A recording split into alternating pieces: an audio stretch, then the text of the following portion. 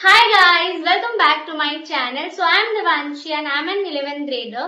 So today I am here to share with you all 5 mistakes you should avoid in half yearly exam.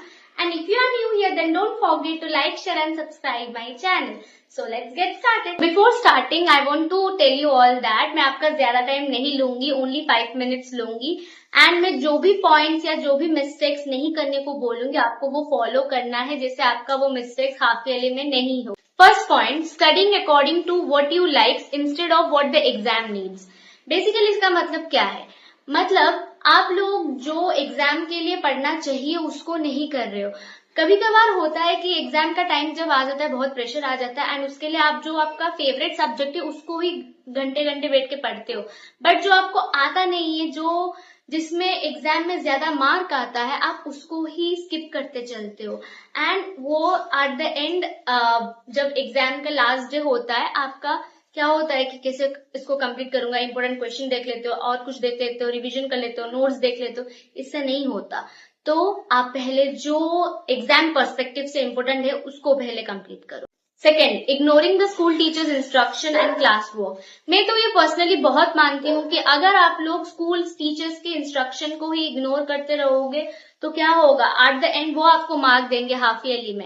And class work में आपको activities का mark मिलता है, practicals वगैरह होता है, वो फाइल वगैरह मेंटेन करना पड़ता है, बट 10th तक basically mark on the basis of आप कितने कॉपी अपडेट किए हो वो सब में देते हैं आपको मार्क. तो आप लोग को वो इग्नोर नहीं करना. अगर आपको मार्क चाहिए एक्टिविटीज में जो 20 मार्क्स हमको मिलता है, अगर उसमें चाहिए देन इग्नोर नहीं करना है टीचर्स के इंस्ट्रक्शन को या क्लास वर्क को. Third mistake, the most important mistake, that is not reading the question paper properly. ये मेरे साथ बहुत हुआ है क्योंकि ना कभी कभार ऐसा होता है बहुत सारा क्वेश्चन होता है एंड कभी कभार एक एक क्वेश्चन स्किप भी हो जाता है एंड इसी कारण मेरा बहुत मार्क कटता है. एंड ऐसा भी होता है कि आप क्वेश्चन एक चीज पूछा होगा लेकिन आप उसका और एक चीज आंसर दे होगे. तो इसलिए पहले क्वेश्चन पेपर को अच्छे से रीड करना, उसके बाद उसका आंसर लिखना. Fourth mistake, spending too much time on one question. ये लगभग सारे बच्चों के साथ होता है, इसी के कारण बच्चों का पेपर भी छूट जाता है. अगर आपका एक क्वेश्चन नहीं हो रहा है उसको छोड़ के आगे बढ़ो. अगर आप वही एक क्वेश्चन में ही बैठे रहोगे तो नहीं होगा, और जो क्वेश्चन है ज्यादा मार्क्स वाला उसको भी आप छोड़ दोगे एंड आपका पेपर ही छूट जाएगा पूरा. तो इसीलिए पहले जो नहीं हो रहा उसको छोड़ दो. अगर हो रहा है तो करो, अगर नहीं हो रहा, आपका होता है कॉन्फिडेंस लो हो जाता है, बट कॉन्फिडेंस लो नहीं करना है, आपको आगे बढ़ना है, उसको रखना, लास्ट में करना. Fifth mistake, not living time for checking. ये मेरे साथ बोर्ड्स में भी हुआ था, मंथली एग्जाम्स में भी हुआ था, हाफ ईयरली एग्जाम्स में भी हुआ था. क्या हुआ था ना, बेसिकली अगर आप लोग चेकिंग के लिए ही टाइम नहीं छोड़ोगे तो बहुत उसी कारण भी गलत हो जाता है, क्योंकि ना चेकिंग में भी कभी कभार जो आप गलत किए होगे वो आप सही कर सकते हो. एक बार चेक कर लोगे तो आपको भी एश्योरेंस मिल जाए कि हाँ मेरा पेपर अच्छा गया है. तो बेसिकली मेरा टाइम मैनेजमेंट की वजह से ये प्रॉब्लम आ रहा था, बट जब मंथली और हाफ ईयरली एग्जाम्स में मेरा ये प्रॉब्लम आया था, बट बोर्ड्स के टाइम में मैं ये मैनेज कर पाई बिकॉज मैं सैम्पल पेपर बहुत प्रैक्टिस की थी इसी प्रॉब्लम के कारण, एंड ये प्रॉब्लम मेरा सही भी हो गया.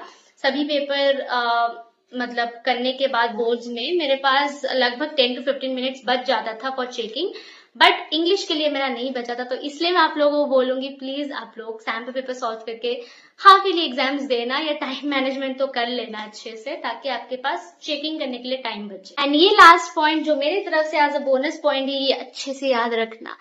So basically it's that changing your answer just because you doubt yourself. ये ऐसा मत करना.